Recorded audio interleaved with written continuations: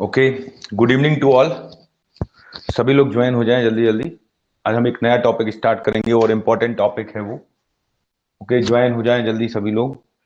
और voice and picture का confirm करें, क्लियर है?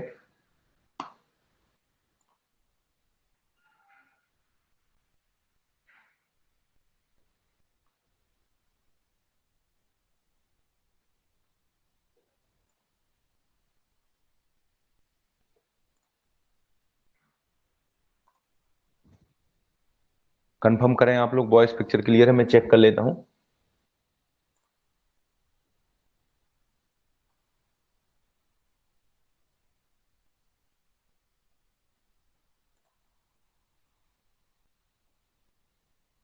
ओके, सब कुछ क्लियर है। अब बेटा दिख रहा है आपको सामने एडिनर्जिक ड्रग्स, और उसको हम एडिनर्जिक ड्रग्स को बेसिकली क्या बोलते हैं? एडिनर्जिक कुछ क्लियर है। अब बेटा दिख रहा है आपको एडिनर्जिक ड्रग्स को हम लोग बोलते क्या है बेसिकली? सिंपैथोमाइमेटिक बोलते हैं। सिंपैथोमाइमेटिक की कहानी ये है कि ये ड्रग्स जो होती है, हमारा जो सिंपैथेटिक नर्वस सिस्टम होता है, जो इमरजेंसी नर्वस सिस्टम होता है, जो इमरजेंसी वाला नर्वस सिस्टम होता है, उसके एक्शंस को फॉलो करती हैं। उन ड्रग्स को हम सिंपैथोमाइमेटिक्स बोलते हैं। इन ड्रग्स की जरूरत हमें जनरली नहीं पड़ती है कभी।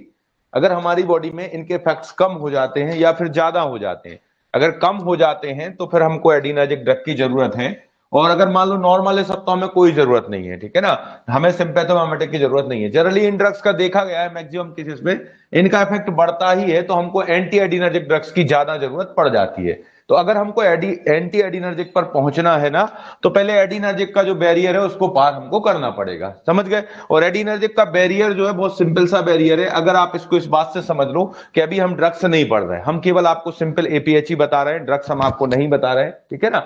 तो इसमें अगर हम देखें तो हमारे बॉडी के अंदर न्यूरोट्रांसमीटर रहता है, नॉन एपिनेफ्रिन है, और एपिनेफ्रिन एड्रेनल मेडुला से रिलीज हो जाता है। ये दोनों रहते हैं, ये दोनों पूरा बॉडी की जिम्मेदारी लेके रखे हैं एडिनर्जिक सिस्टम की। इनको कोई की जरूरत नहीं है। जरूरत जब इनकी पड़ती है हमें इमरजेंसी सिस्टम की, तो ये क्या करते हैं, ये एडिनर्जिक न्यूरॉन्स होते हैं, ये हमारे बॉडी के न्यूरोट्रांसमीटर। और कौन से हैं? एंडोजीनियस होते हैं। एंडोजीनियस का मतलब जो जन्म से हमारी बॉडी में बने हुए हैं, उनको हम एंडोजीनियस बोलते हैं। सीधा हम बोले तो जिसको हमको ऊपर वाले ने दिया है वो एंडोजीनियस है, ठीक है ना।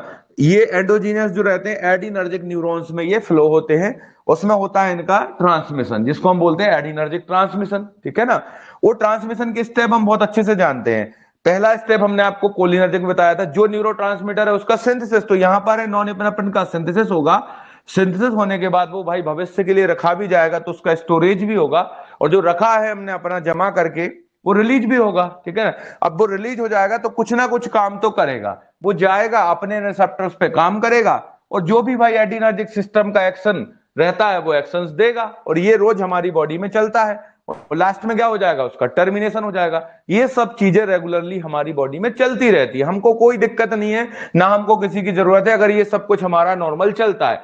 अगर मान लो ये बढ़ जाता है या सपोज ये कम हो जाता है, तो फिर हम बाहर की ओर देखते हैं कि यार कुछ बाहर से हमें मिल जाए ड्रग जो इस एडिनर्जिक सिस्टम का सपोर्ट कर दे, मतलब इन दोनों का थोड़ा सा सपोर्ट कर जाए, तो वो एडिनर्जिक ड्रग है। और जो इनका अपोज कर जाएंगे ना, वो एंटी एडिनर्जिक कहलाती हैं। तो अभी तो हम एडिनर्जिक पढ़ रहे हैं, तो यहां पे देखेंगे हम यही कि ये एडिनर्जिक ट्रांसमिशन कैसे होता है। देखो, एडिनर्जिक न्यूरोट्रांसमीटर्स रहते हैं, ये दोनों जाते हैं एडिनर्जिक रिसेप्टर्स पे काम करते हैं और एडिनर्जिक एक्शंस देते हैं, ठीक है। ये रिसेप्टर्स हमारे दो टाइप के होते हैं एडिनर्जिक, अल्फा और बीटा रिसेप्टर्स होते हैं। आप बोलोगे सर अल्फा और बीटा रेस भी होती हैं, तो भाई वो उनका नाम है, ये इनका नाम है, सबके काम अलग अलग है, ठीक है ना।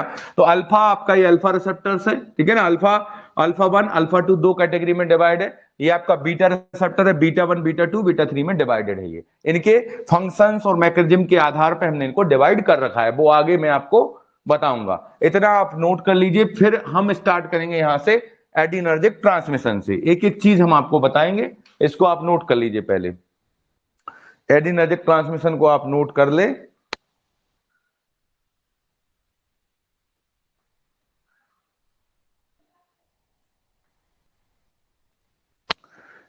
इसमें सबसे पहले बात करेंगे न्यूरोट्रांसमीटर्स की हम, फिर हम पहुंचेंगे एडिनर्जिक ट्रांसमिशन पर। तो इसको बना लो, ये बिल्कुल बेसिक है, आउटलाइन है कि अगर हमको सपोर्ट करना है, किसका किसका सपोर्ट करना है? इन दोनों का सपोर्ट करना है, तो हम बाहर से ड्रग देंगे, ठीक है ना।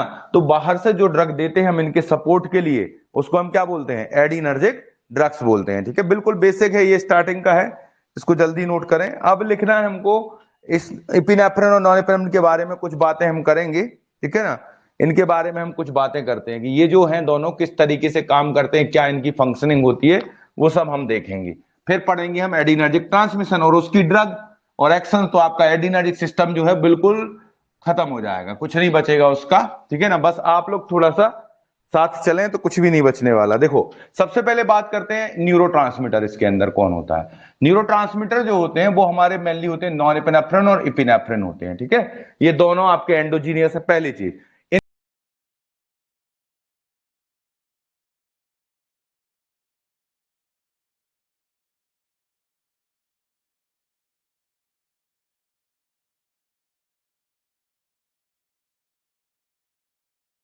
एड्रेनलिन किसको बोलते हैं हम?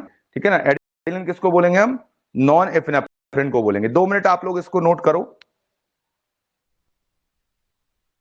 वीडियो आ गया ना? फिर से कोई दिक्कत नहीं है, वीडियो आ चुका है। आप लोग रुक जाओ, 2 मिनट के लिए वेट करें आप। हम कुछ करते हैं कि अब ना रुके द्वारा।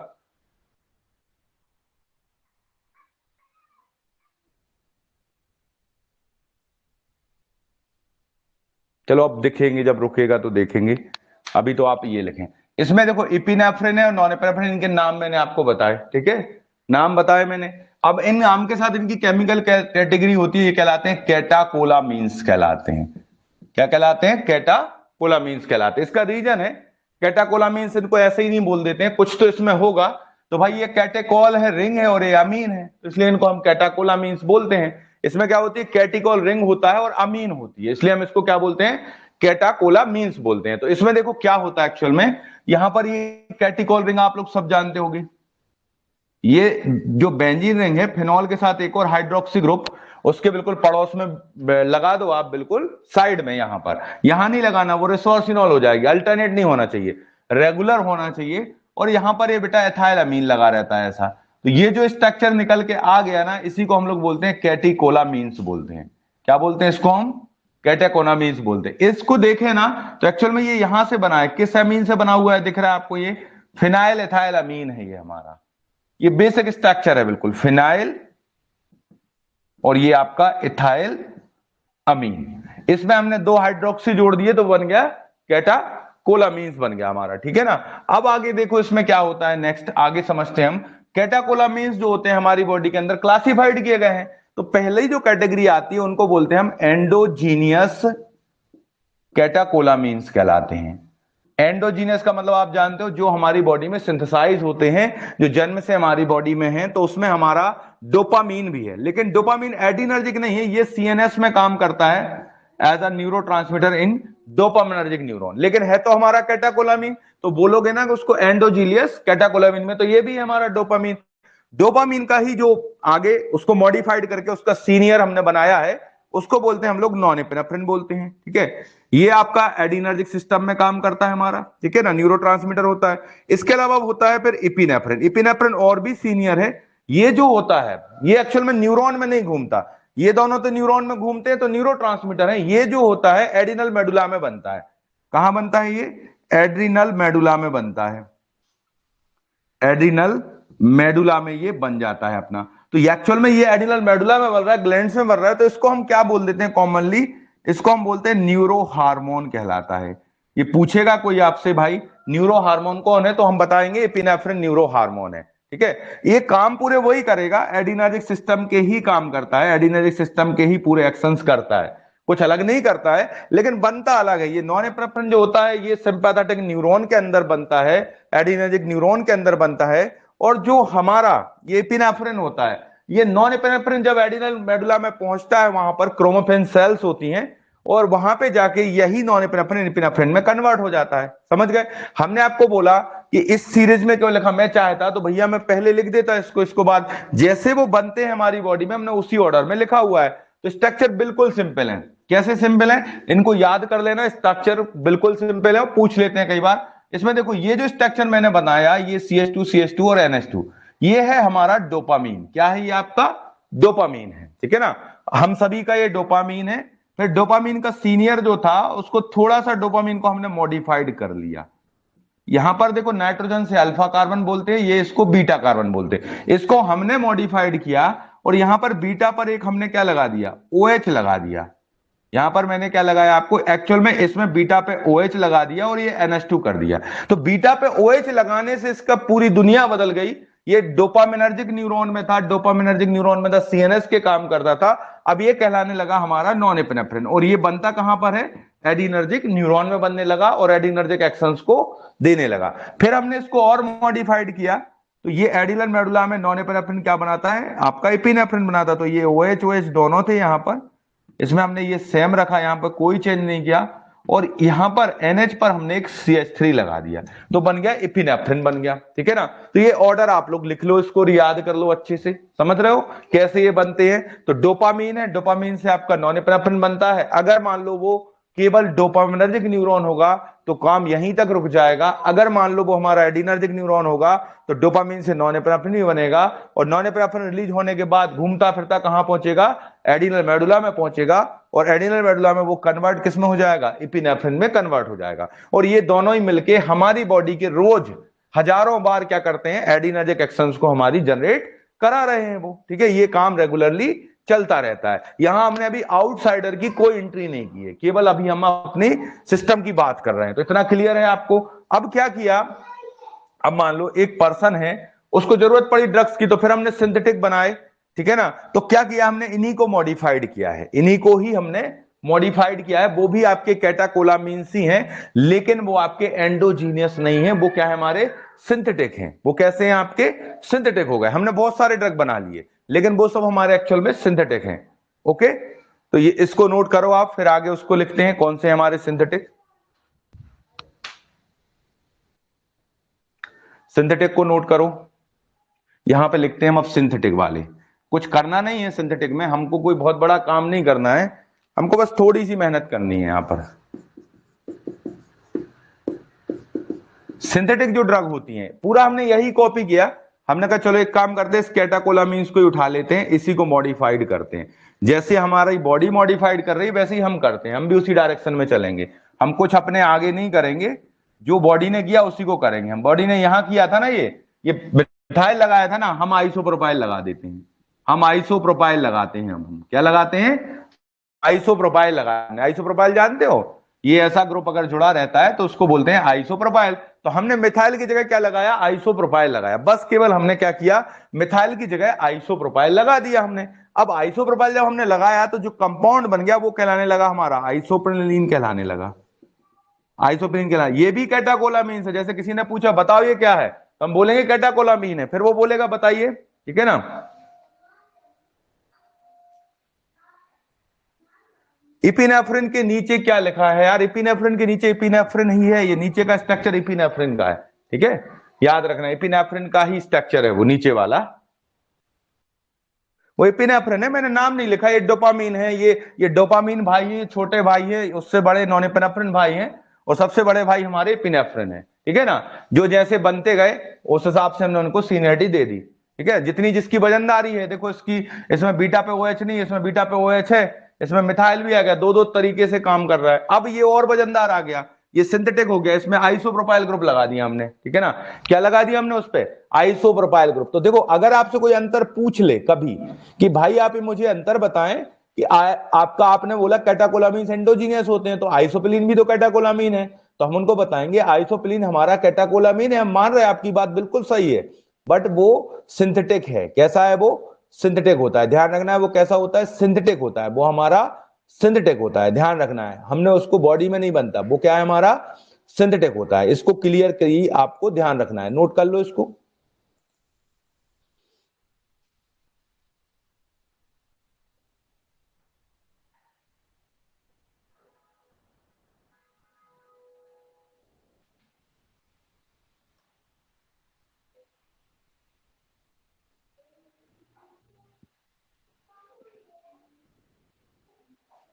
फिर एक ड्रग आती है हमारी कोल्टीरॉल। अगली ड्रग लिखना, कोल्टीरॉल में भी कुछ भी नहीं है, ये चार स्ट्रक्चर आपको बता रहे हैं, इनको याद कर लेना, क्योंकि कुछ है नहीं इसमें।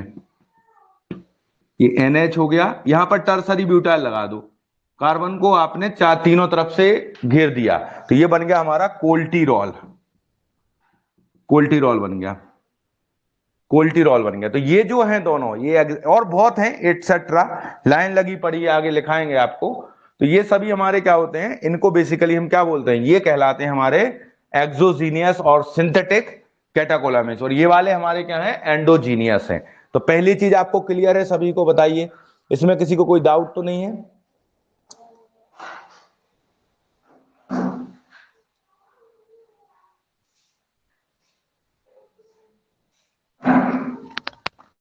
क्लियर है आपको? ठीक है, अब हमको लिखना है एडिनर्जिक ट्रांसमिशन। एडिनर्जिक ट्रांसमिशन को हम लिखते हैं, हेडिंग में लिखें आप एडिनर्जिक ट्रांसमिशन।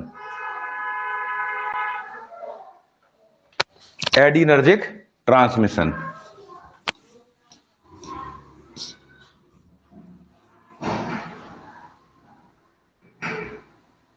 Adrenergic transmission. दो क्लासेस लगती हैं पूरी एडिनर्जिक ड्रग्स को अपने लिए कवर करने के लिए, ठीक है ना।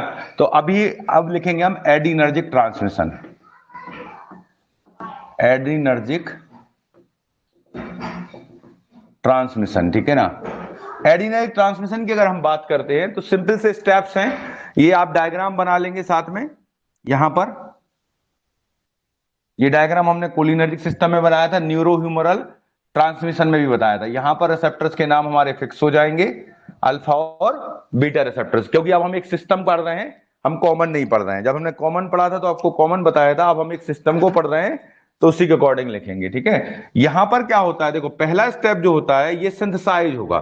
तो ये जो टायरोसिन रहता है, टायरोसिन अमीनो एसिड होता है एक, ठीक है ना। टायरोसिन अमीनो एसिड जो होता है ये कन्वर्ट हो जाता है इसके अंदर डोपा में। इसमें कन्वर्ट हुआ डोपा में, ठीक है।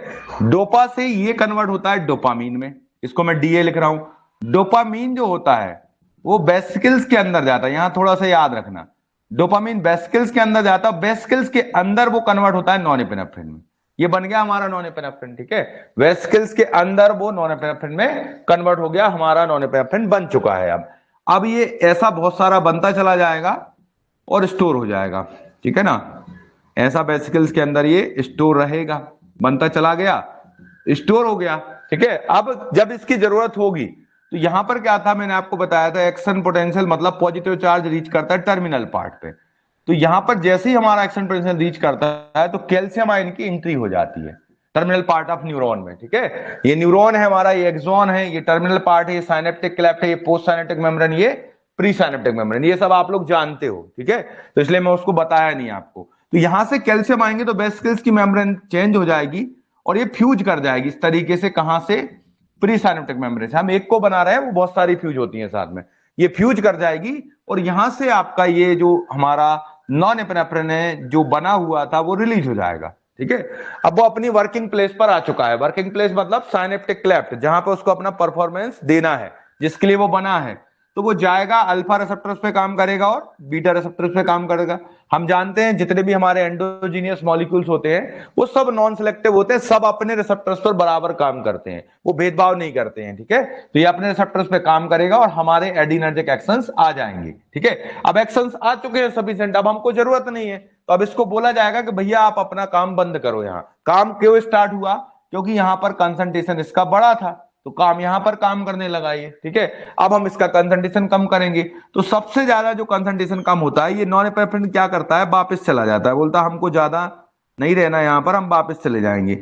ये यहां से वापस जाता है और वेसिकल्स में फिर से रीस्टोर हो जाता है, मैक्सिमम पार्ट इसका वापस जाता है, ठीक है। ये स्टोर हो जाता है फिर से ऐसा, और जरूरत पड़ने पे फिर से क्या हो जाता है, रिलीज होता रहता है, ये काम चलता रहता है नेचुरली। अभी थर्ड पार्टी की एंट्री नहीं है यहाँ पर। कुछ पार्ट इस नॉरएपिनेफ्रिन का, दो एंजाइम होते हैं, एक माओ एंजाइम होता है और एक कॉम्ट एंजाइम होता है, उससे ये मेटाबोलाइज हो जाता है और इसका मेटाबोलाइट बन जाता है और वो यूरिन में एक्सक्रीट आउट हो जाता है। थोड़ा बहुत पार्ट, ज्यादा नहीं, बहुत कम, ठीक है ना। तो वो मेटाबोलाइट बन जाता है और यूरिन में एक्सक्रीट आउट हो जाता है, नीचे लिखा है मेटाबोलाइट बन जाता है, यूरिन में एक्सक्रीट आउट हो जाता है, ठीक है। इतना हो गया। अब इसके बाद थोड़ा बहुत नॉरएपिनेफ्रिन हमारा बोलता है यार हम जाएंगे, एक और हमारा इंतजार कर रहा है। कौन इंतजार कर रहा है, एडिनल मेडुला इंतजार कर रहा है, मैं वहां जाऊंगा और वहां जाके मैं कन्वर्ट हो जाऊंगा इपिनेफ्रिन में। मैं किस में कन्वर्ट हो जाऊंगा? इपिनेफ्रिन में कन्वर्ट हो जाऊंगा। तो ये जो पूरी चीज मैंने आपके सामने बना दी है, यही कहलाता है एडिनर्जिक ट्रांसमिशन कहलाता है। क्या कहलाता है ये? एड्रीनर्जिक ट्रांसमिशन कहलाता है। ठीक है, अब इस एड्रीनर्जिक ट्रांसमिशन की कहानी ये है कि इसको जितना ज्यादा आप कॉम्प्लेक्स कर लो उतना कॉम्प्लेक्स है, और वरना बहुत सरल, इससे सरल कुछ है नहीं। इसका पढ़ने का देखो बेसिक मैंने पहले ही बताया था, न्यूरोमस्कुलर जंक्शन जब पढ़ाया था आपको, वही चीज होना है। ऐसे ही एसिटाइलकोलिन में होता था, ऐसे ही इसमें हो रहा, कुछ अलग नहीं हो रहा है। नाम बदल जाते हैं भाई, मकान तो सबका सेम ही है, न्यूरॉन ही है ना, उनका घर न्यूरॉन है। काम करने का तरीका क्या है? साइनेप्टिक क्लेफ्ट है। काम कहां करना है उनको? पोस्ट साइनेप्टिक मेम्ब्रेन पे करना है। कई बार क्या होता है, कुछ रिसेप्टर्स हमारे यहां पर भी होते हैं, प्री साइनेप्टिक मेम्ब्रेन पर होते हैं। जैसे इसके केस में अल्फा 2 होता है, इसको बोलते हैं हम लोग ऑटो रिसेप्टर कहलाता है ये। ऑटो का मतलब तो सब जानते हैं, ऑटो वो नहीं जो रोड पे दौड़ता है, ऑटो का मतलब जो ऑटोमेटिकली काम करता है। ठीक है, कई बार क्या होता है, नॉन एपिनेफ्रिन ज्यादा रिलीज हो गया, मान लो यहां पे भी हो गया, यहां वापस भी, फिर भी नहीं हो रहा कम, तो अगर नॉन एपिनेफ्रिन ज्यादा रहेगा तो वो जाके इस रिसेप्टर पर बाइंड कर जाएगा, इस रिसेप्टर पे बाइंड करेगा। अब खुद बताइए, यहां से एक पाइप लगाया हमने, पानी को फ्लो कर रहा है आगे की ओर, तो पहले वही जाएगा ना वाटर, जब ज्यादा हो जाएगा तब तो इस लेवल तक पहुंचेगा। तो जैसे यहां पर हमने एक ऑटो स्विच लगा रखा है, और उसी ऑटो स्विच को बोलते हैं ऑटो रिसेप्टर। अगर यहां पे आ गया नॉन एपिनेफ्रिन, तो इसका मतलब क्लियर है भाई कि अब नॉन एपिनेफ्रिन की जरूरत नहीं है, बहुत है यार साइनेप्टिक क्लेफ्ट में, अब नहीं है इसकी जरूरत। तो ये ऑटो रिसेप्टर क्या करेगा, जाएगा और सिग्नल देगा, और इस एक्सोसाइटोसिस को मतलब रिलीज को क्या कर देगा? इनहिबिट कर देगा। तो ये ऑटो रिसेप्टर का काम होता है। ऐसे ही ऑटो रिसेप्टर हमारा कोलिनर्जिक सिस्टम में होता है। ठीक है ना। कॉम्ट एंजाइम के बाद क्या लिखा है बेटा? मैंने बोला था आपसे, कॉम्ट एंजाइम के बाद लिखा है मेटाबोलाइट बन के यूरिन में निकल जाता है। ठीक है, लिख लो, मेटाबोलाइट बन के यूरिन में निकल जाता है। मेटाबोलाइट एंड आगे एरो बना के लिख लेना यूरिन, ये लिख देता हूं मैं यहां पर। मेटाबोलाइट बनेगा उसका, नॉन एपिनेफ्रिन का, और यहां पर यूरिन में एक्सक्रीट आउट हो जाएगा। ठीक है, ये लिख लो। क्लियर है? आप देखो, ये है एडिनर्जिक ट्रांसमिशन। आप बोलोगे और इसको अगर आप लिखोगे तो हमारा 1 घंटा जाएगा। ठीक है ना, और आप नहीं लिखोगे तो हम ड्रग को इस पर कॉपी करा देते हैं फिर। तो बताइए, आपको ये क्लियर है? इसमें कोई दिक्कत है? बताइए। कुछ नहीं है इसमें, लिखने की चीजें कुछ है ही नहीं। देखो, पहला स्टेप हो गया बेटा ये सिंथेसिस का हो गया, दूसरा स्टेप ये स्टोरेज का हो गया, तीसरा स्टेप रिलीज का हो गया, चौथा स्टेप ये action and post synaptic membrane हो गया, पांचवा स्टेप हो गया टर्मिनेशन का। तो टर्मिनेशन कैसे होता है? एंजाइम से होता है, यहां पर दिख रहा है, या फिर ये न्यूरोनल रीअपटेक कहलाता है, इसको बोलते हैं न्यूरोनल रीअपटेक। ठीक है ना, न्यूरोनल रीअपटेक बोलते हैं उसको, न्यूरोनल रीअपटेक, या इसी को बोलते हैं हम लोग अपटेक 1 बोलते हैं। ठीक है, तो इतना आप ये बना लीजिए, न्यूरोनल रीअपटेक या अपटेक, इसको हम एनईटी भी बोलते हैं। एनईटी मतलब आपका नेट नहीं है, ये नॉन एपिनेफ्रिन ट्रांसपोर्टर यहां रहता है, फिर ये वेसिकल्स के अंदर चला जाता है, तो इसका वेसिकुलर अपटेक होता है। नॉन एपिनेफ्रिन रिटर्न आएगा, और इसके अंदर यहां पर माओ एंजाइम भी होता है। न्यूरॉन के अंदर माओ एंजाइम है। माओ एंजाइम हर जगह है, जहां बोलोगे वहां मिलेगा भाई, वो न्यूरॉन के अंदर भी मिलेगा और बाहर भी मिलेगा। अब सबकी बातें करेंगे हम कि माओ क्या करता है, कॉम्ट क्या करता है, वो बताऊंगा मैं आपको। तो अभी फिलहाल के लिए इतना क्लियर है, बताइए सबको। एडिनर्जिक ट्रांसमिशन देखो सिंपल सी चीज है। सबसे पहले टायरोसिन आता है, कहां जाता है? एडिनर्जिक न्यूरॉन के अंदर, वहां वो कन्वर्ट होता है डोपा में। ठीक है, डोपा से बन जाता है डोपामीन। ठीक है, डोपामीन बना, वेसिकल्स के अंदर जाता है वो। ठीक है, और नॉन एपिनेफ्रिन में कन्वर्ट होकर स्टोर हो गया यहाँ पे। ठीक है, ये स्टोर हो चुका है। अब क्या होगा इसके बाद? ये रिलीज हो जाएगा, जरूरत पड़ने पर रिलीज होएगा, अपने रिसेप्टर्स पे काम करेगा, एक्शंस आएगा, फिर उसका होगा टर्मिनेशन। टर्मिनेशन कैसे होगा भाई? टर्मिनेशन के लिए वो बोलेगा हमको ज्यादा नहीं पढ़ना, चक्कर में हम वापस जा रहे हैं, तो न्यूरोनल रीअपटेक से अंदर जाएगा वो न्यूरॉन के अंदर। न्यूरॉन के अंदर जाने से कुछ नहीं होता है, अगर तुमको रिलीज होना है ना तो वेसिकल्स के अंदर जाना पड़ेगा।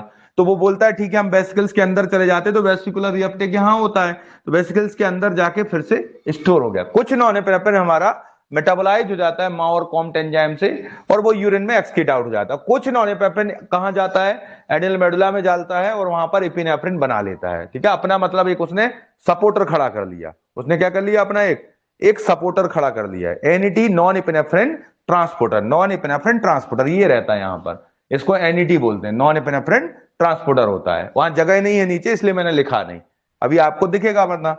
ठीक है, तो ये हो गया। तो क्लियर है आपको? बताइए, इसमें किसी को कोई समस्या परेशानी हो तो बता दो, क्योंकि आगे फिर हम ड्रग पढ़ाएंगे। पूरा टॉपिक है ना जो एडिनर्जिक हो या एंटी एडिनर्जिक हो, इसी डायग्राम पर घूमता है वो। जो भाई यहाँ पे कम करेगा, जो यहां पर नॉन एपिनेफ्रिन को कम करेगा वो एंटी एडिनर्जिक कहलाएगा। और कैसा कहलाएगा? इनडायरेक्ट एक्टिंग कहलाएगा। इनडायरेक्ट एक्टिंग है। और जो यहां बढ़ाएगा वो इनडायरेक्ट एक्टिंग क्या कहलाएगा? एडिनर्जिक ड्रग कहलाएगा। भाई पूरा खेल यही तो है, जो बढ़ाएगा वो एडिनर्जिक है, जो कम करेगा वो एंटी एडिनर्जिक कहलाएगा। ठीक है, अब वो हम समझेंगे कब बढ़ेगा कब कम होगा।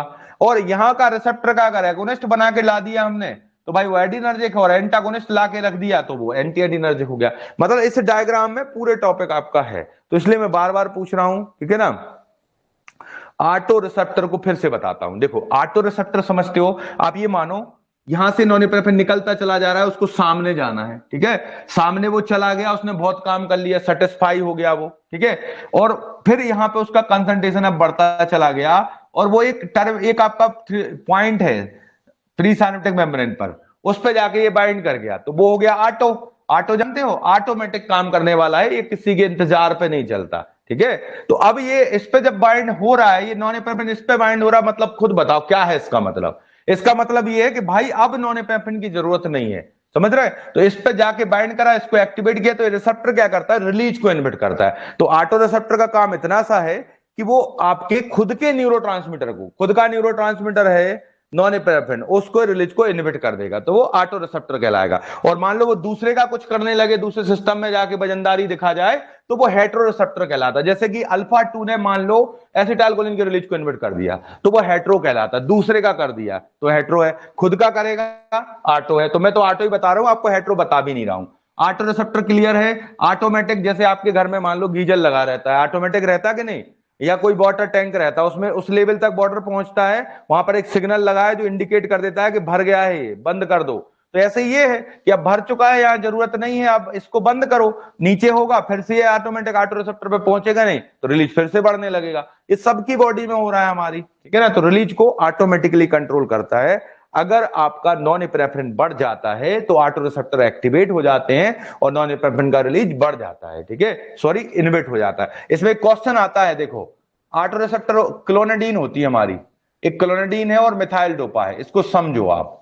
क्लोनेडीन और मिथाइल डोपा जो होते हैं, ये क्लोनेडीन जो है और मिथाइल डोपा होते हैं, ये अल्फा 2 के एगोनिस्ट होते हैं, ठीक है ना। क्या होते हैं बेटा, सुनना अच्छे से, अल्फा 2 के एगोनिस्ट होते हैं ये लोग, ठीक है। एंटी हाइपरटेंसिव ड्रग है ये दोनों, अल्फा 2 के एगोनिस्ट होते हैं ये।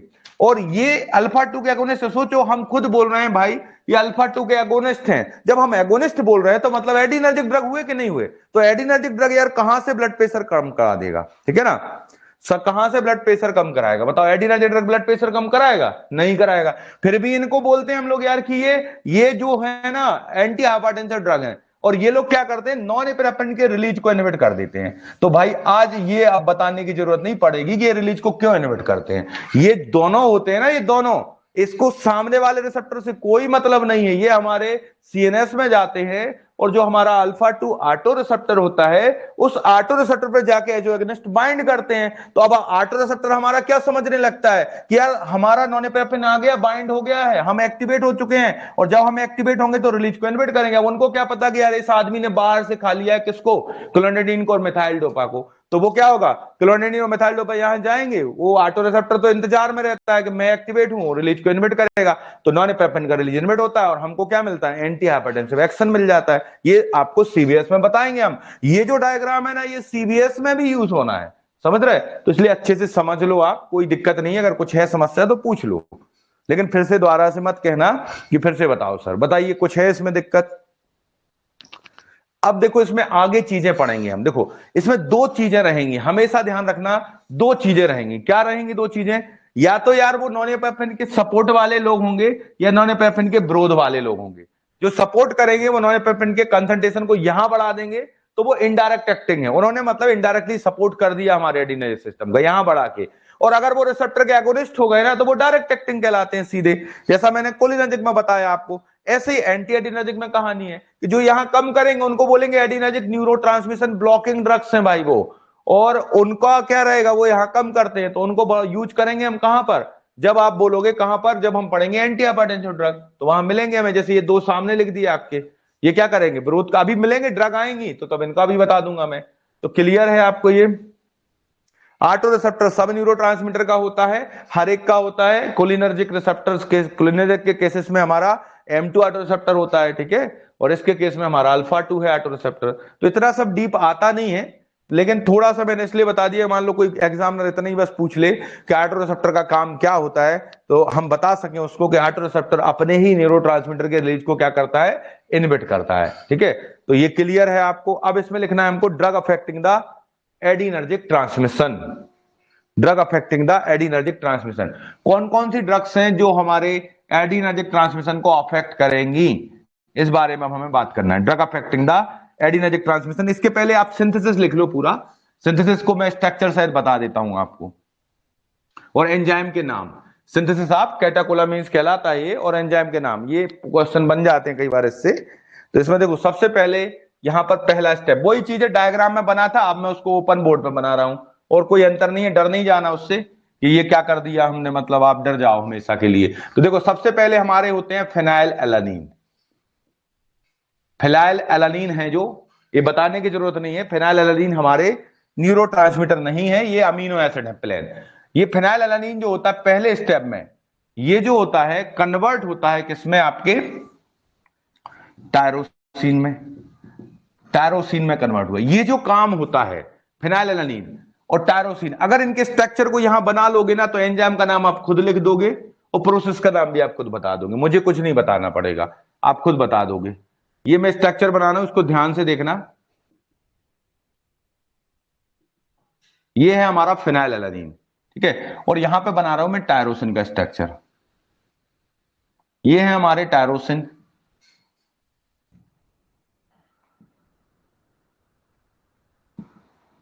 अब बताओ क्या हुआ होगा, फिनाइल एलानीन से टायरोसिन बनाने के लिए क्या किया गया है, एसिटाइलेशन किया गया, हाइड्रोक्सिलेशन किया गया, कि कार्बोक्सिलेशन किया गया, या डी कार्बोक्सिलेशन किया गया, खुद बताइए आप लोग क्या किया गया है भाई। इसमें OH नहीं था, इसमें जोड़ दिया। तो यहां पर जो एंजाइम का नाम होता है हमेशा याद रखना सबस्ट्रेट पर होता है। फिनाइल एलानीन पे क्या किया गया है भाई, हाइड्रोक्सिलेज। फिनाइल एलानीन का हाइड्रोक्सिलेशन कर दिया उसने, तो एंजाइम का नाम क्या होगा, फिनाइल एलानीन हाइड्रोक्सिलेज होगा। समझ रहे, एंजाइम का नाम याद करना बिल्कुल सरल है, आपको उसका नाम हमेशा सबस्ट्रेट के आधार पर होता है, और वो जो सबस्ट्रेट को करने वाला होता है वो उसमें लिखा रहता है। देखो फिनाइल एलानीन इस एंजाइम का सबस्ट्रेट है, इस सबस्ट्रेट को फिनाइल एलानीन ने क्या किया है, इस एंजाइम ने फिनाइल एलानीन का कुछ नहीं किया यार, उसमें एक OH ऐड कर दिया बस, तो हाइड्रोक्सिलेशन हो गया। समझ गए। अब इसके बाद देखो ये जो स्टेप होता है, ये आपको पहला स्टेप नहीं बोलना इसको सिंथेसिस का, ये है प्रिपरेटिव स्टेप। प्रिपरेटिव है भाई, तैयारी है ये किसको बनाने की, कैटाकोलामीन्स को। प्रिपरेटिव स्टेप होता है लिवर में होता है ये। जब लिवर का स्टेप है यार, तो कहां से बोल देंगे हम कि ये सिंपैथेटिक सिस्टम का कोई पार्ट ही नहीं है इसमें। टायरोसिन हमारा बन गया, ठीक है, हमारा टायरोसिन बन चुका है। अब टायरोसिन घूमेगा और घूम घूम के ये पहुंचेगा कहां पर, सिंपैथेटिक न्यूरॉन के अंदर पहुंचेगा। सिंपैथेटिक न्यूरॉन है, इसी को हम लोग बोलते हैं एडिनर्जिक न्यूरॉन है। ये कहां पहुंच गया, ये एडिनर्जिक न्यूरॉन के अंदर पहुंच चुका है। अब ये न्यूरॉन के अंदर जैसे ही पहुंचा टायरोसिन, ठीक है, ये न्यूरॉन के अंदर जैसे ही पहुंचा, तो इसमें एक और OH जोड़ दिया हमने, डबल OH कर दिया इसको। अब ये न्यूरॉन के अंदर पहुंच गया है, कहां पहुंच गया है, एडिनर्जिक न्यूरॉन के अंदर। वहां पर CH2 CH COH और ये NH2 बन गया। ये जो है इसको हम लोग बोलते हैं डोपा, लीवोडोपा। यहाँ पे एल फॉर्म ही चलते रहते हैं इनके, ठीक है ना, लीवो लीवो लीवो रहते हैं सब, ठीक है। तो एल डोपा बन गया आपका। अब कहानी यहां आती है ना कि डोपा बना, ठीक है, एंजाइम का नाम क्या होगा। देखो हमने पहले ही बोला हमेशा एंजाइम का नाम उसके सबस्ट्रेट पर होता है, तो यहां पर बेटा सबस्ट्रेट क्या है हमारा, टायरोसिन है। और इस टायरोसिन का हमने क्या किया है, टायरोसिन को क्या किया हमने, टायरोसिन में यार एक OH और जोड़ा ना हमने, तो टायरोसिन हाइड्रोक्सिलेज हो गया। क्या हो गया, टायरोसिन हाइड्रोक्सिलेज हो गया। तो अब आप हमसे पूछोगे कि सर आप बोल रहे हो ये कन्वर्ट होता है, तो भाई ये लिवर से जब निकला था टायरोसिन, तो वो और कहीं क्यों कन्वर्ट नहीं हुआ। अरे वो इसलिए नहीं हुआ कि टायरोसिन हाइड्रोक्सिलेज केवल आपके कहां होता है, एडिनर्जिक न्यूरॉन के अंदर होता है, बाहर नहीं होता वो। जब न्यूरॉन के अंदर टायरोसिन हमारा पहुंच गया, तो उसको मिल गया टायरोसिन हाइड्रोक्सिलेज, तो उसने कर दिया कन्वर्ट डोपा में। अब सबसे बड़ी समस्या आ जाती खड़ी, डोपा का फुल फॉर्म क्या होगा, डोपा का फुल फॉर्म क्या होगा। डोपा का फुल फॉर्म में PA का आपको पता है, फिनाइल एलानीन आपके सामने दिख रहा है यहां पर, इसमें 2 OH लगा दो तो इसका फुल फॉर्म हो गया, डाई हाइड्रोक्सी फिनाइल एलानीन होता है ये। डोपा का फुल फॉर्म क्या होता है? डाई फिनाइलिन होता है। हम डोपामीन, इसको डोपा को ये भी तो बोल सकते, मोनोहाइड्रोक्सी टायरोसिन भी तो बोल सकते, एमएचटी नहीं बोल सकते क्या? बोल दी तो कोई गलती कर दी क्या? ये टायरोसिन है, इसमें एक OH लगा तो मोनोहाइड्रोक्सी टायरोसिन बोल दो, या फिनाइलिन के रिस्पेक्ट में बोल रहा है तो डाइहाइड्रोक्सी फिनाइलिन बोल दो, बात बराबर है। तो ये बन गया हमारा, ये होता है नॉन पेप्टाइड के सिंथेसिस का पहला स्टेप, ठीक है, जो न्यूरॉन के अंदर होता है। अब यहीं पे काम नहीं रुकने वाला, अब क्या होगा, इससे बनाना है हमें डोपामीन। तो मैंने डोपामीन का स्ट्रक्चर आपको बनवाया था, आप बना दो डोपामीन का स्ट्रक्चर। डोपामीन का स्ट्रक्चर इसीलिए तो बनवाया था कि ये CH2 और NH2 हो गया, और यहां पे तो ये कैटिकॉल है ही हमारा, ये बन गया डोपामीन। बताओ इससे यहां तक पहुंचने में क्या हुआ है? बताओ, ये हट गया ना CO2, और जब CO2 हटता है तो उस प्रोसेस को क्या बोलते हैं हम लोग? डीकार्बोक्सिलेशन बोलते हैं। तो किसका हुआ है डीकार्बोक्सिलेशन? डोपा का। तो हमने बोला एंजाइम का नाम किस पर होता है? हमेशा सबस्ट्रेट पर, और जो सबस्ट्रेट का होने वाला होता है। यहां पर एंजाइम का नाम क्या होगा? डोपा डीकार्बोक्सिलेज रहेगा। एंजाइम क्या रहेगा? Dopa decarboxylase. ये हो गया आपका सेकंड स्टेप, ठीक है। अगर मान लो सपोज ये डोपामिनर्जिक न्यूरॉन होता हमारा, एडिनर्जिक नहीं होता, केवल डोपामिनर्जिक होता, तो क्या हो जाता कि डोपामिन तक ही हमारी बात होती, और डोपामिन के फॉर्म में ही हमारे वेसिकल्स में स्टोर हो जाता डोपामिनर्जिक न्यूरॉन। अगर केवल हम पढ़ रहे होते किसका सिंथेसिस? डोपामिन का। लेकिन हम डोपामिन का सिंथेसिस तो पढ़ नहीं रहे हैं, हम पढ़ रहे हैं नॉरेपेनेफ्रिन और एपिनेफ्रिन तक, तो हमको आगे भी जाना होगा, ठीक है। तो आगे जाने के लिए क्या होगा, ये डोपामिन जो होता है ये कहां जाता है? वेसिकल्स के अंदर जाता है एडिनर्जिक न्यूरॉन की। ये ऊपर वाला मैं रेस कर रहा हूं, आप लोग अपना नीचे लिख लेना यहां पर, ठीक है, कॉपी में। तो यहां पर ये जाता है कहां पर? वेसिकल्स के अंदर जाएगा। ये डोपामिन जो रहेगा वेसिकल्स के अंदर चला गया, और वेसिकल्स के अंदर एक एंजाइम इसका इंतजार कर रहा है, उस एंजाइम का नाम है डोपामिन बीटा हाइड्रोक्सिलेज। भाई डोपामिन के बीटा पोजीशन पर, ये अल्फा पोजीशन, ये बीटा पोजीशन पर लगा दो OH, डोपामिन बीटा हाइड्रोक्सिलेज हो गया। तो लगा दो आप OH, देखो क्या होता है। लगा दिया हमने OH, ये लगा दिया OH। अब बताओ क्या हुआ है? ये CH2 कर दिया, यहां पर NH2 कर दिया, लगा दिया ना OH यहां।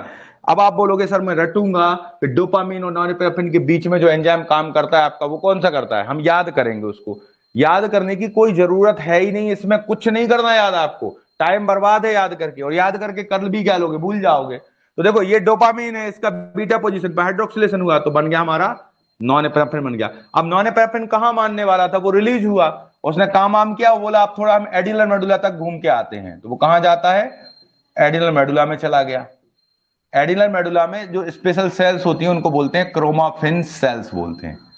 एडिनोक्रो क्रोमाफिन सेल्स होती हैं, क्रोमाफिन सेल्स, आप तो इतना याद रखो।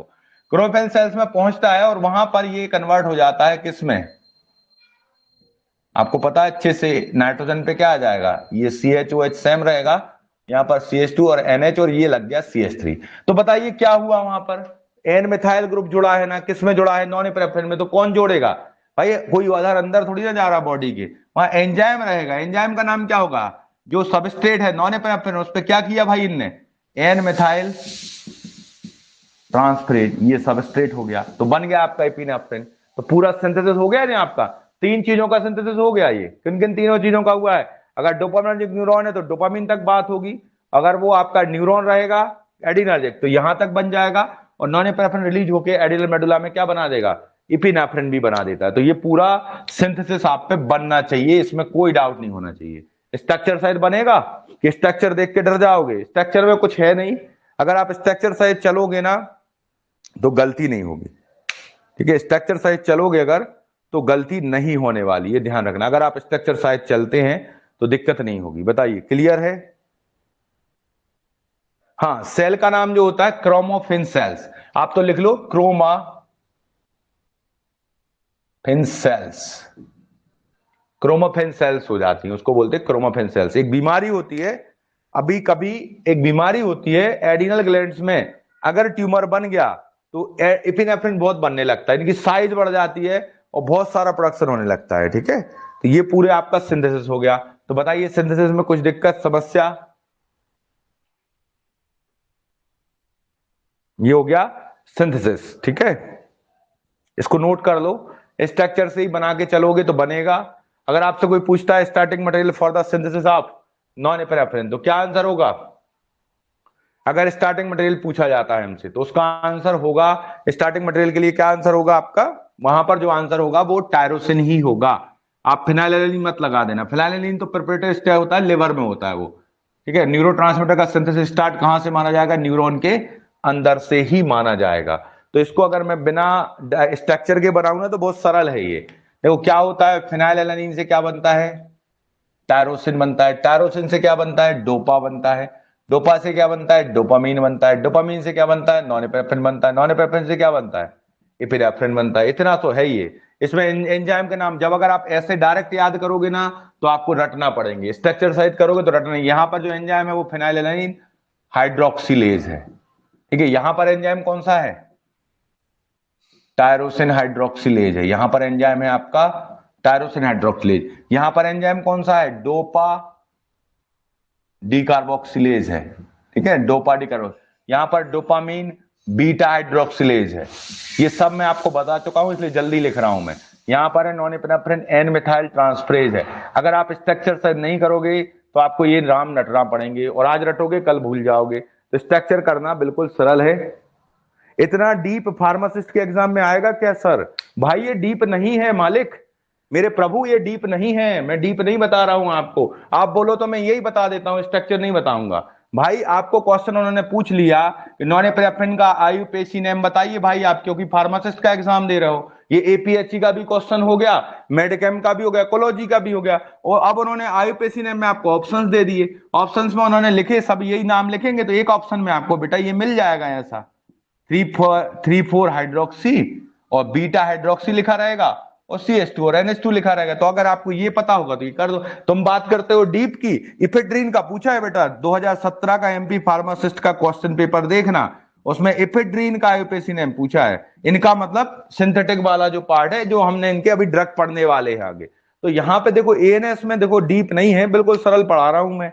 बन नहीं रहा क्या आप लोग को? समझ में नहीं आ रहा तो इसलिए लग रहा होगा डीप। बताओ तो नहीं पढ़ाते हैं, जैसा आप लोग बोले कोई दिक्कत नहीं है अपन को। बताइए स्ट्रक्चर नहीं बताएंगे हम तो नहीं बताते हैं, जैसा आप बोले। अब नहीं बताऊंगा इसके बाद, इस लास्ट है मेरा मतलब, अब नहीं बताएंगे स्ट्रक्चर इसके बाद हम किसी भी ड्रग के। जितने बताने थे मैं बता चुका हूं, अब नहीं बताऊंगा कोई भी स्ट्रक्चर। बताइए डीप नहीं है, सरफेस है ये। हम कुछ पढ़ ही नहीं रहे ना अभी, तो एपीएचई पढ़ रहे हो, केवल सिंथेसिस पढ़ रहे हो बेटा। आप एपीएचई जब टॉपिक पढ़ोगे, मान लो आप बुक देखना खोल के, तो उसमें एपीएचई की बुक में आपको मिलेगा एडिनर्जिक, इसमें सिंथेसिस मिलेगा।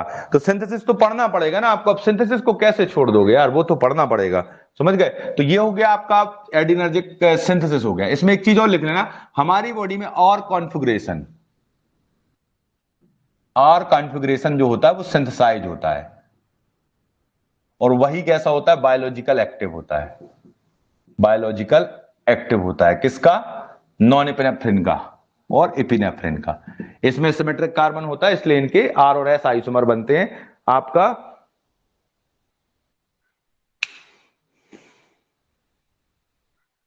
ठीक है, तो ये हो गया आपका R कॉन्फ़िगरेशन। तो ये हुआ हमारा सिंथेसिस का पार्ट खत्म। अब लिखना है हमको नेक्स्ट पार्ट। नेक्स्ट पार्ट जो हमें पढ़ना है वो है drug affecting the adrenergic transmission.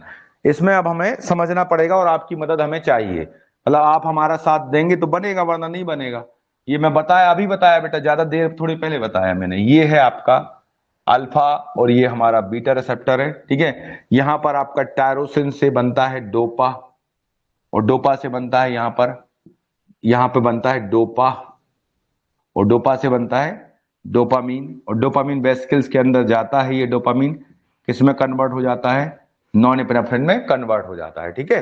फिर ये यहाँ पे रिलीज हो जाता है। मैं थोड़ा सा शॉर्ट में लिखूंगा, ये रिलीज हो जाता है। अब रिलीज कैसे होता है वो कहानी सब आपको पता है, ठीक है।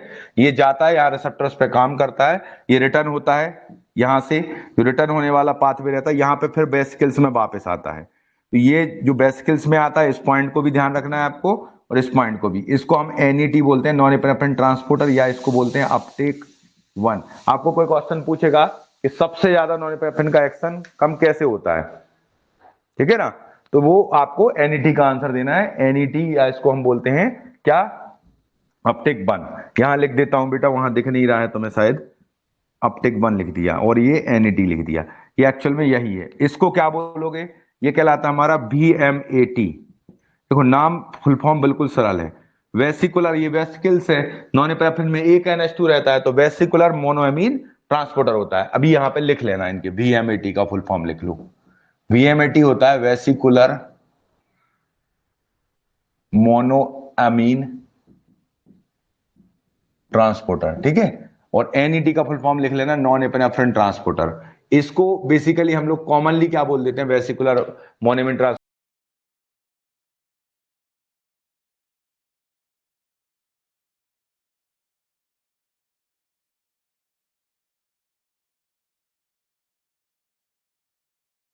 को या बोल दिया वेसिकुलर अपटिक, उसको वेसिकुलर अपटेक बोल दिया, आ जाएगा पिक्चर 2 मिनट में।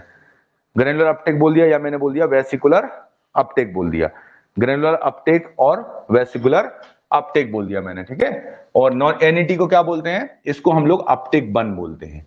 ये कॉमन से टर्म होते हैं, ठीक है। इसका मतलब समझ जाएं आप, पहले अपटेक बन होता है, नॉन एपिनेफ्रिन वापस आता है, फिर वो वेसिकल्स के अंदर रीस्टोर हो जाता है, ठीक है ना। तो यहां पर देखो अलग अलग चीजें हैं। अब देखो सबसे पहले बात करेंगे ड्रग की। तो ड्रग अगर हम लेके आते हैं ना, तो ड्रग एक एक जगह लेके आएंगे। देखो सबसे पहले आपका आएगा इस सिंथेसिस इनहिबिटर। तो यहां पर ड्रग होती है बेटा मेटायरोसिन। मेटायरोसिन क्या करती है, जो एंजाइम है, कौन सा एंजाइम है, टायरोसिन हाइड्रोक्सिलेज है, उस एंजाइम को क्या करती है, उस एंजाइम को इनहिबिट कर देती है। टायरोसिन हाइड्रोक्सिलेज को क्या कर देती है, इनहिबिट कर देती है। ये पहला काम हो गया। यहां पर एक ड्रग काम करती है जो डोपा डिकार्बोक्सिलेज को इनहिबिट करेगी, उसका नाम है मिथाइल डोपा। आप बोलोगे सर कैसे याद, कुछ नहीं है, इस मिथाइल डोपा का ही तो एनालॉग है ये। तो अब हम बता चुके हैं, आपको पहले ही पढ़ाया था, कॉम्पिटिटिव एंजाइम इनहिबिशन है, ठीक है। तो ये मिथाइल डोपा किसको इनहिबिट करेगी, एंजाइम का नाम आपको याद करने की जरूरत नहीं है, डोपा डिकार्बोक्सिलेज को इनहिबिट करेगी। किसको करेगी, जो एंजाइम रहेगा उसी को तो करेगी, डोपा डिकार्बोक्सिलेज। हमने लिखाए थे एंजाइम के नाम आपको। अब जगह कम रहती है तो वो आप थोड़ा सा अंडरस्टैंड रहे। ये मिथाइल डोपा किसको इन्वर्ट करेगा, डोपा डिकार्बोक्सिलेज को करता है। अल्फा 2 रिसेप्टर का एगोनिस्ट भी होता है 8 रिसेप्टर का, वो उसका एडिशनल मैकेनिज्म है। अब यहां पर है डोपामिन। यहां जो एंजाइम काम करता है वो कौन सा है हमारा, डोपामिन बीटा हाइड्रोक्सिलेज।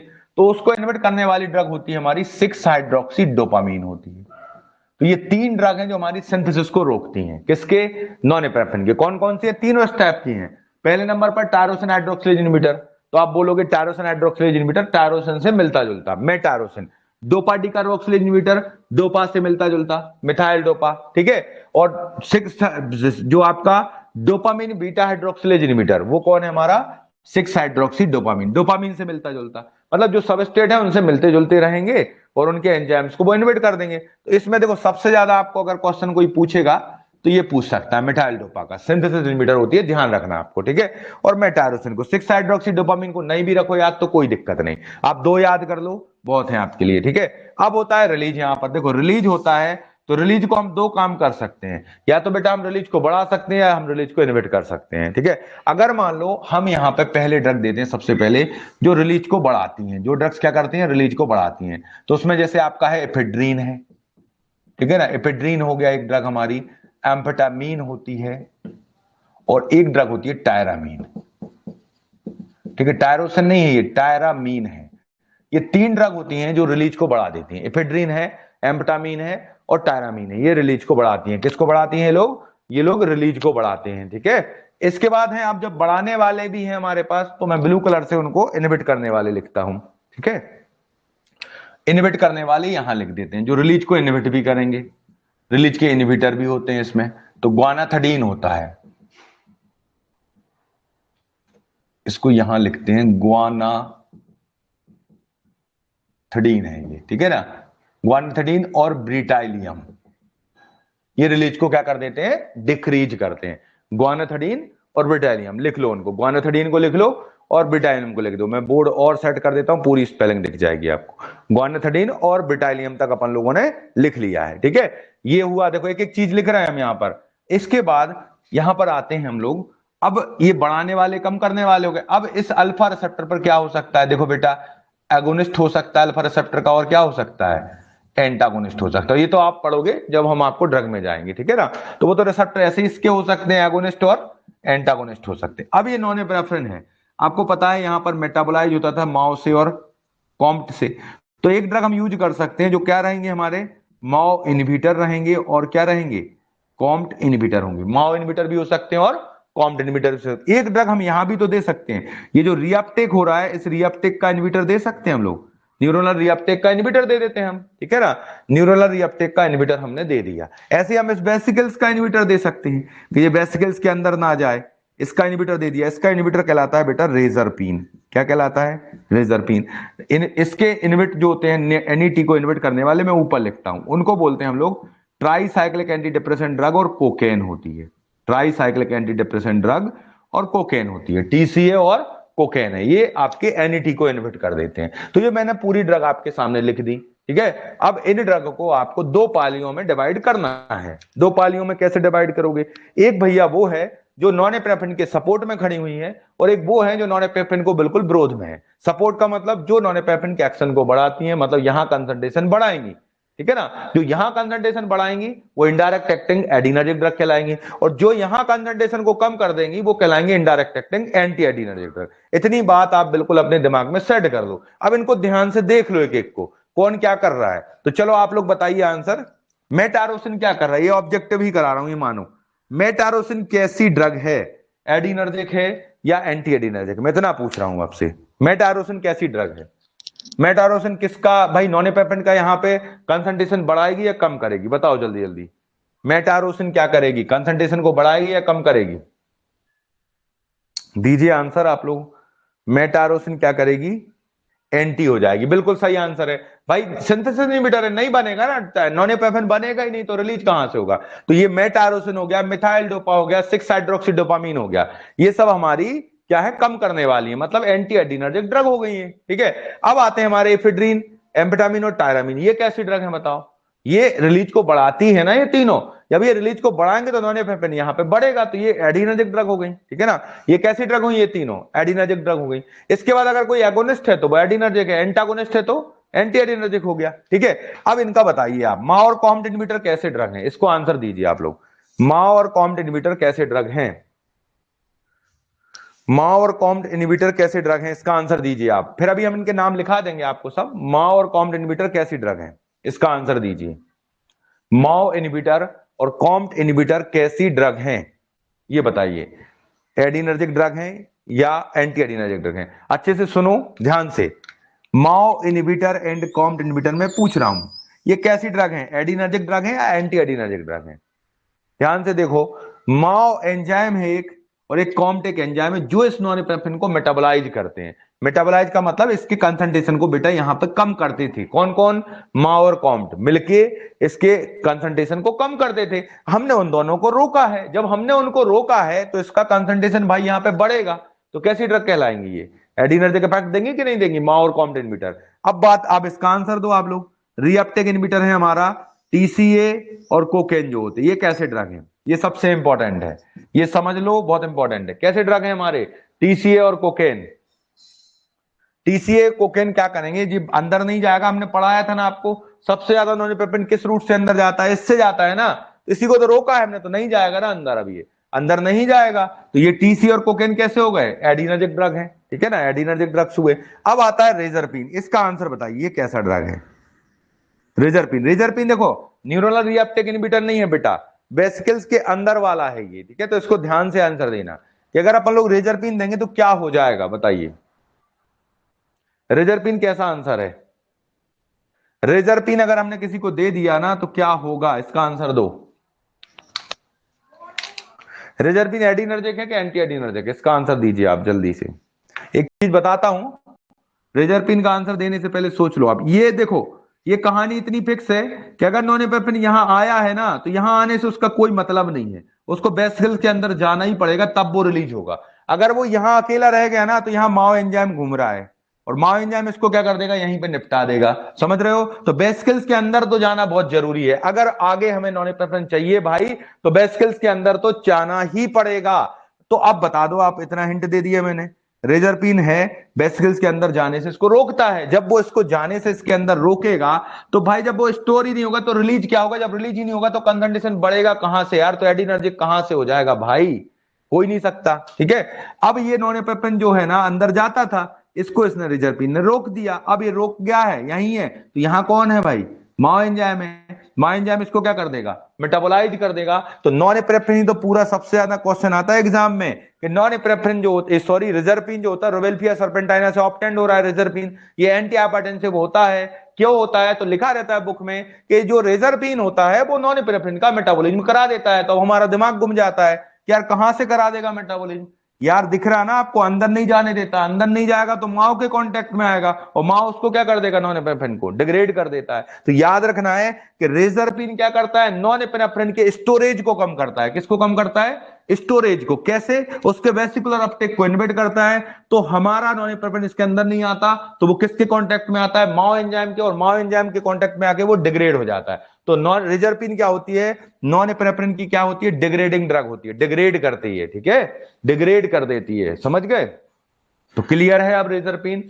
अब इनके बारे में बता दो भाई, गुआनिथाइडिन और बेटालियम कैसी ड्रग हैं, एडिनर्जिक है कि एंटी एडिनर्जिक है, बताओ किसके साथ वाली हैं ये, एडिनर्जिक है गुआनिथाइडिन या एंटी एडिनर्जिक, आपके एंटी एडिनर्जिक है, रिलीज ही नहीं होने देती, जब रिलीज नहीं होगा तो कहां से नॉन एपिनेफ्रिन का कंसंट्रेशन बढ़ेगा, ठीक है, समझ गए। गुआनिथाइडिन और रिजरपिन में दोनों में समानता है।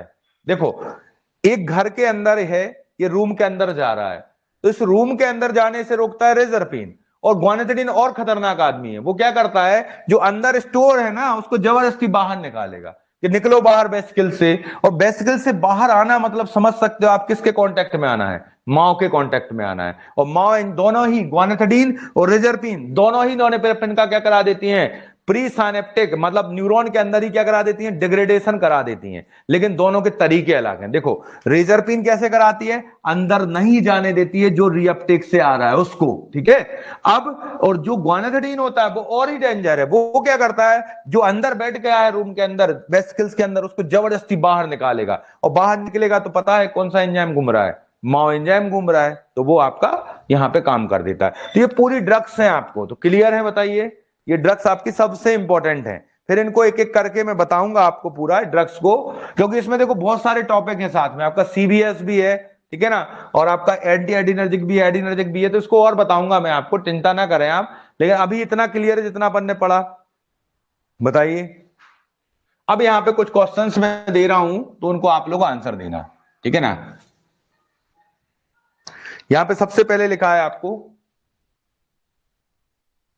रिजरपिन मैकेनिज्म ऑफ एक्शन लिखा हुआ है। ये ऑप्शन में लिखा हुआ है एनईटी इनहिबिटर होता है, बी ऑप्शन में लिखा हुआ है वेसिकुलर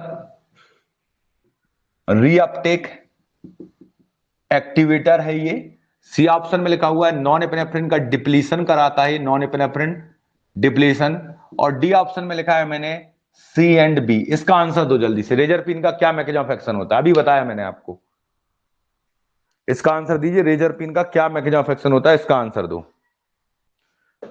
रेजरपिन का क्या मैकेनिज्म ऑफ एक्शन होता है, इसका आंसर आप हमें दीजिए,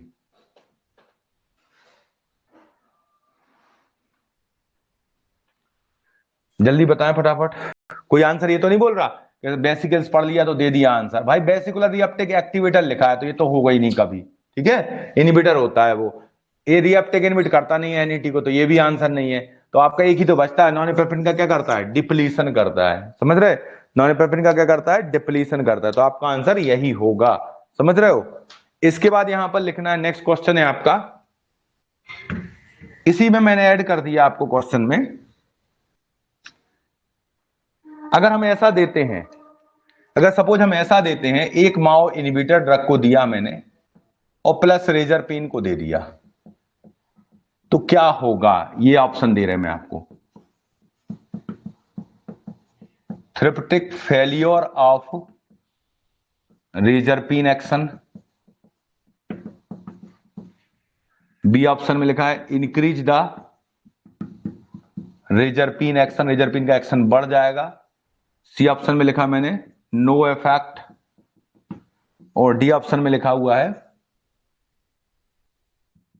एंटी एड्रीनर्जिक एक्शन इंक्रीजेस। क्या आंसर होगा, इसका आंसर दीजिए आप लोग।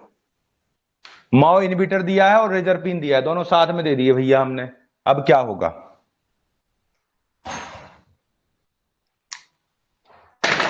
ध्यान से देखो भाई, ये है हमारा रेजरपिन। रेजरपिन है, नॉन एपिनेफ्रिन अंदर जाता था, इसको रोकता था रेजरपिन।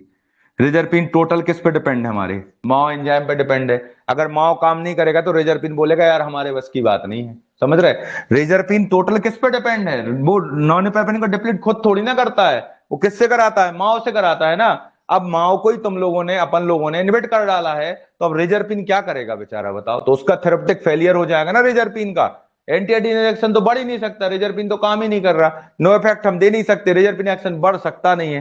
तो आंसर क्या होगा? इतना सरल क्वेश्चन था, पढ़ा आप लोगों ने और बनाया नहीं।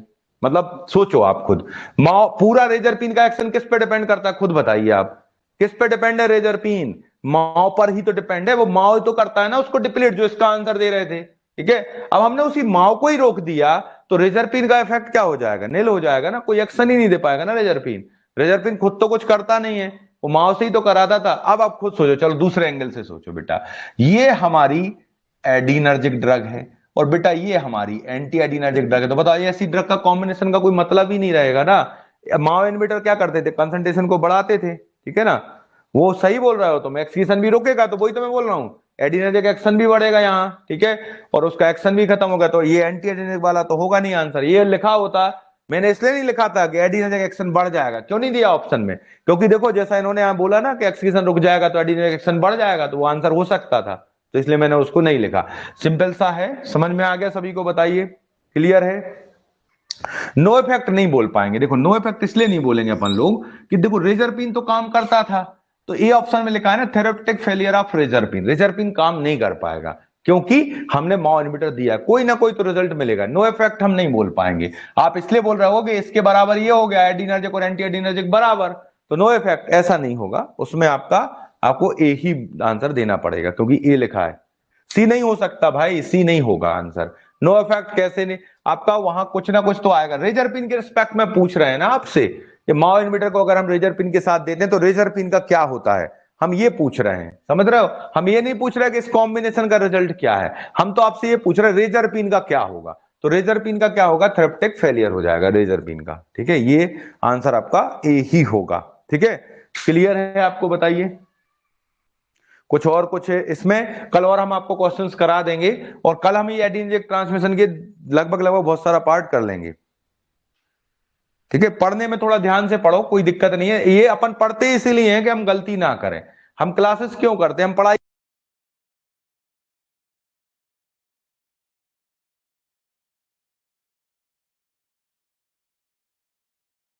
लगेंगी ना, तो फिर तो ये हो जाएगा हमारा सब कुछ याद रहेगा, अगर हम पे सब कुछ बनने लगा। ठीक है, अगर हम पे सब कुछ बनने लगा ना, तो पढ़ने की फिर कोई जरूरत ही नहीं है, आ जाएगा। अगर हम पे सब कुछ बनने लगा तो पढ़ने की फिर कोई जरूरत हमें नहीं रहेगी, ठीक है ना।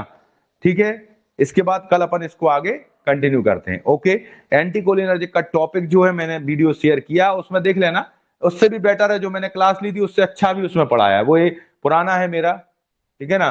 तो मैंने ढूंढ के, हमने कहा एंटीकोलिनर्जिक का रिकॉर्ड हुआ नहीं था, तो जो भी रीजंस थे कुछ, तो वो इसलिए मैंने शेयर कर दिया था, तो उसको आप लोग अटेंड कर लें। ओके।